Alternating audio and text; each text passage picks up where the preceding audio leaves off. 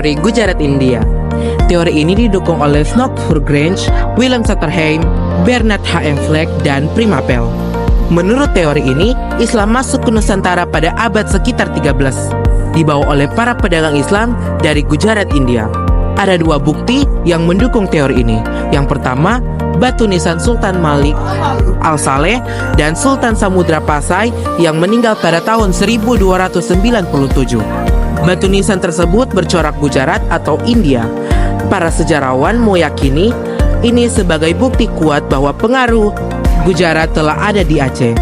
Bukti kedua yaitu tulisan Marco Polo, seorang pedagang dari Venesia, Italia, yang menyatakan pernah singgah di Perlak atau Peureula tahun 1292 dan didapati banyak penduduk yang beragama Islam.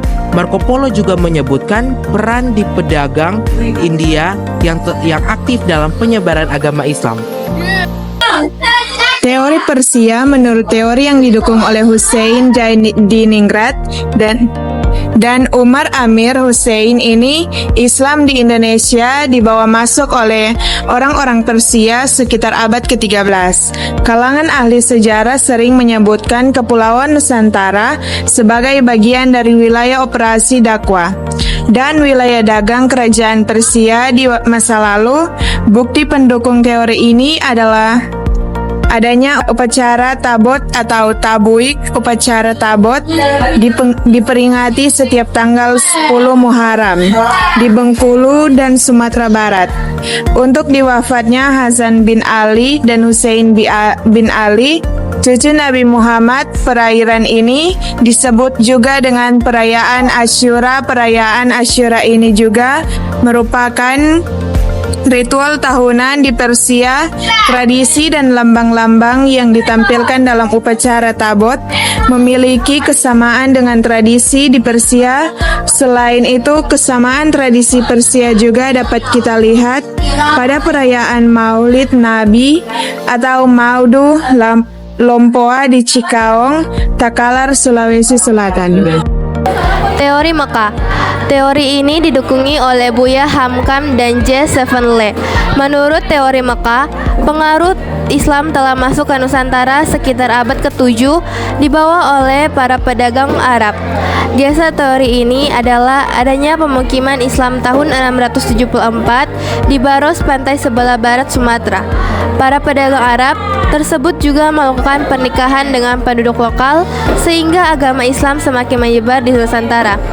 Menurut Hamkam, kedatangan awal bangsa Arab tersebut tidaklah dipengaruhi oleh faktor ekonomi, tetapi lebih kepada memotivasi dan dorongan untuk menyebarkan agama Islam. Menyangga teori Gujarat, menurut teori Mekah, Sultan-Sultan Pasai menggunakan gelar Al-Malik, gerak yang lazim dipakai di Mesir saat itu. Selain itu, teori ini meyakini Islam yang berkembang di Samudra Pasai menganut Masjid Syafi, masjid besar di Mesir dan Makkah pada masa itu, sedangkan daerah Gujarat menganut Masjid Hanafi. Kalau kalian belum tahu apa itu masjid dalam Islam yaitu pandangan tentang hukum yang berlaku, misalnya tata cara, sholat hukum, memakai cara, dan lain-lainnya dalam Islam. Ada 4 mazhab utama yaitu mazhab Hanafi, Maliki, Syafi'i, dan Hambali. Teori Cina. Menurut teori Cina, Islam berkembang di Nusantara berasal dari para perantau Tiongkok. Masyarakat Tiongkok sebenarnya sudah memiliki hubungan erat dengan masyarakat Indonesia jauh sebelum Islam dikenal di Indonesia. Pada masa Hindu-Buddha, etnis Tiongkok telah berbaur dengan penduduk Indonesia melalui perdagangan. Agama Islam sendiri berkembang di Cina pada masa dinasti Tang 618 sampai 905 M.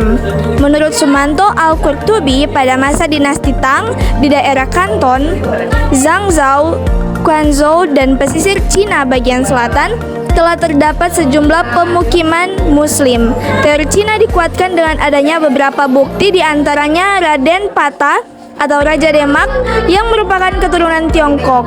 Penulisan gelar Raja-Raja Demak dengan istilah Cina, masjid-masjid yang memiliki arsitektur Tiongkok, dan catatan yang menyebutkan bahwa pedagang Tiongkoklah yang pertama menduduki pelabuhan-pelabuhan di Nusantara.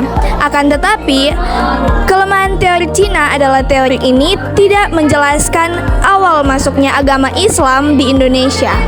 Teori ini lebih menjelaskan peranan Cina dalam kedatangan Islam ke Indonesia.